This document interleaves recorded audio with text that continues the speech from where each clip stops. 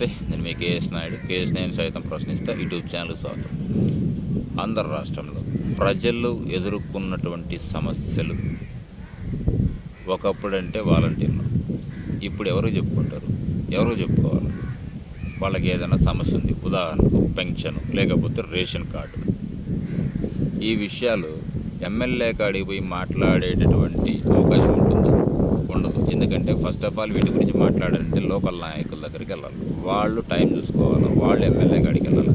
MLA ఆ రోజు ఉంటాడో లేదో తెలియదు. ఒకవేళ వెళ్ళినారో కలుస్తాడో లేదో కూడా తెలియదు. అంటే ప్రజలకు సమస్యల గురించి అధికారులకు చెప్పుకునేటటువంటి పరిస్థితి ఇప్పుడున్న పరిస్థితులు లేదు. కానీ అదే గతంలో వాలంటీర్లు అనేటటువంటి వ్యక్తులు ఉండడం వల్ల ఏ చిన్న సమస్య వచ్చినా కూడా ఎమ్మటే వాలంటీర్లకు ఫోన్ చేసి ఏమయ్యా మాకు పెన్షన్ రాలేదు, మాకు నీళ్ళు రాలేదు, మాకు నీళ్ళు కొలాలు రాలేదు, కరెంట్, ఇవి అడిగేటటువంటి అవకాశం ఉండేది. ఎందుకంటే వాళ్ళది ఏదైతే సమస్య ఉందో డైరెక్ట్గా వాలంటీర్లకు చెప్పేవాళ్ళు, వాలంటీర్ల నుంచి వాళ్ళ సమస్య పరిష్కారం తీసుకునేవాళ్ళు. కానీ ఇప్పుడు ఏదైనా సమస్య వస్తే నాయకులకి చెప్పాలా, లేకపోతే అధికారులకు చెప్పాలా, లేకపోతే ఎమ్మెల్యేకి చెప్పాలా. సో అంత ర్యాప్ ఉంటుందా? ఉండదు. సో గతానికి ఇప్పటికి అదే తేడా. సో దాంతో ప్రజల యొక్క సమస్యలు పరిష్కార దిశగా నాకు తెలిసిపోవు. ఎందుకంటే ఎంతమంది ఎమ్మెల్యేతో పోయి మాట్లాడగలరు, ఎంతమంది పోయి లోకల్ నాయకులతో మాట్లాడగలరు?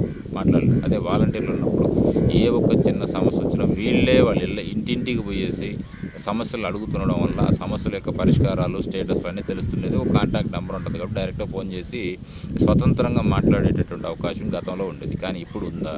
ఇది ప్రజలు ఆలోచిస్తుంది.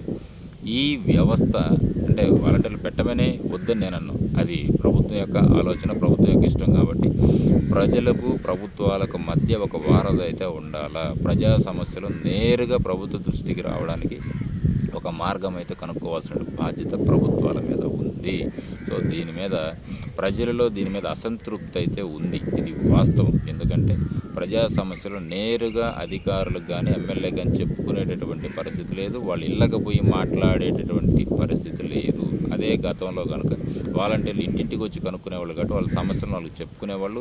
ఇది క్లియర్ అయిందా లేదా అని ఫోన్ చేసి మరి అడిగేవాళ్ళు. ఇప్పుడు ఫోన్ చేసి మాట్లాడేటటువంటి అవకాశం ఉంటుందా? సామాన్యులకు ప్రశ్న. Thank you.